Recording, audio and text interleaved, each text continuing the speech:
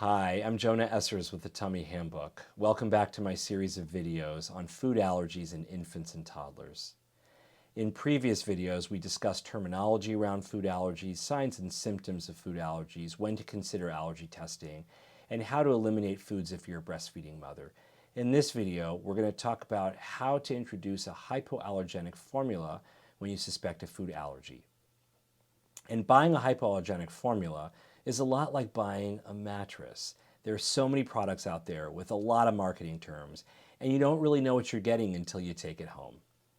So today I'd like to give you a strategy on how to consider introducing a hypoallergenic formula to a baby. The first thing to remember is that the immune system reacts to the protein in foods, not to fat and not to sugar like lactose. The immune system reacts to the protein by binding to that three-dimensional structure and causing a response that makes the baby sick.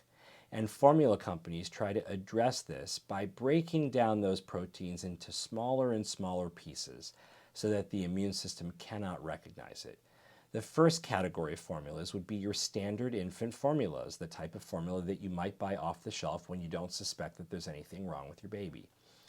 And formula companies still have to get the protein from somewhere. You can't create protein out of thin air. It must be harvested from a source. And the most common source would be cow milk protein. Some formulas harvest their protein from soy protein, and others use other plant-based products like pea protein.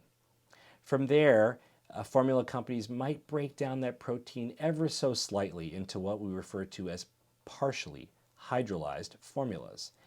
And most people believe that these are not felt to be broken down enough to truly help a kid with a food allergy. And when I'm really concerned about a baby, I usually skip over partially hydrolyzed formulas and go right to extensively hydrolyzed formulas. And in these products, the formula companies have broken down the proteins into really small pieces. And so generally the immune system will not recognize them. And I usually will start with these as my first line formula. There are products such as Nutramigen, Alimentum, and Gerber Extensive HA. There are other products out there as well.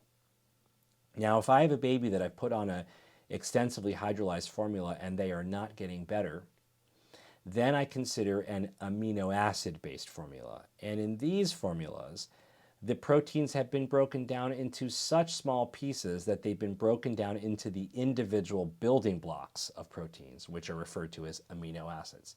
Still the same nutritional value, but the proteins are just absolutely pulverized into the smallest pieces you can possibly get.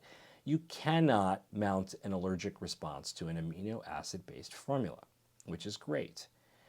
Products like Neocate, Elecare, Alphamino, and Pure Amino would be 4 products that I would consider using. There are other products out there as well.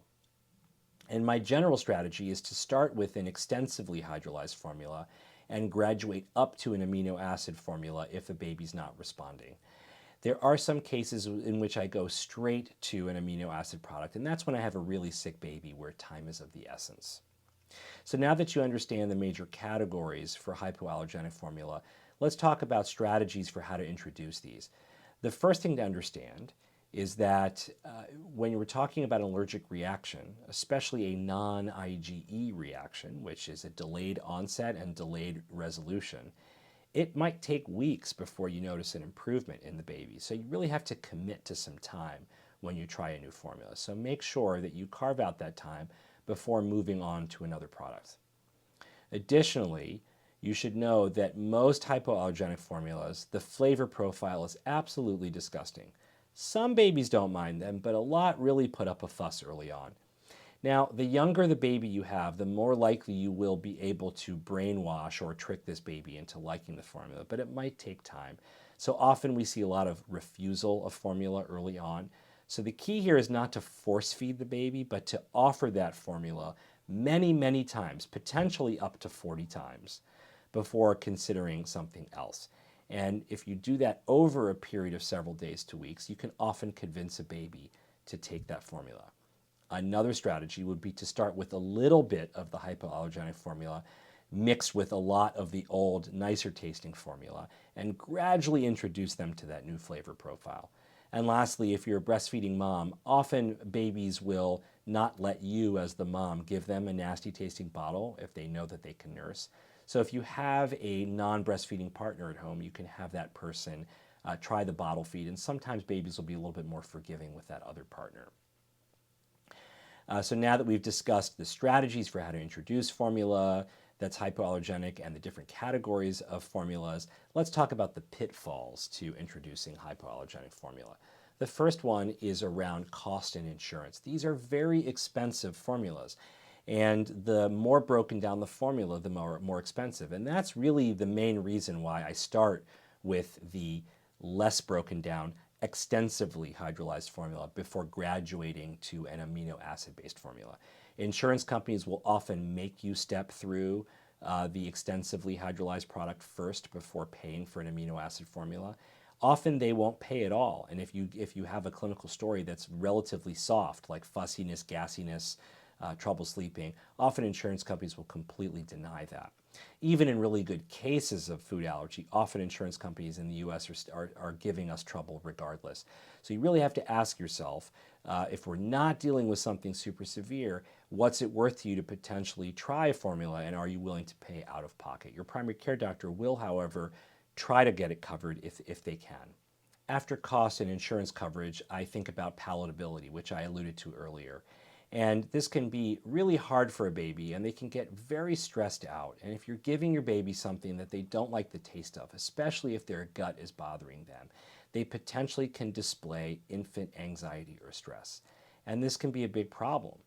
It can be very hard on the whole family, and sometimes it will lead to oral aversion, which is when the baby will not want to put anything into their mouth at all. So you really want to look out for signs of infant stress and potentially oral aversion. And if you're seeing something like that, consider pulling back and discussing with your pediatrician what your options are. So in summary, formula companies design hypoallergenic formulas by breaking down the protein into smaller and smaller pieces. You want to make sure that you've considered the cost implications for you as a family, and you also want to look out for signs of palatability issues or infant stress around feeding when trying a new formula. Make sure that you give the formula some time before reintroducing another strategy, because it might take several weeks before your baby improves on the formula. Thank you so much for watching, and as always, if you have questions, please send me a comment or a question down below. And if you want to learn more about me, check out my Instagram account. My link is below as well. Thank you so much.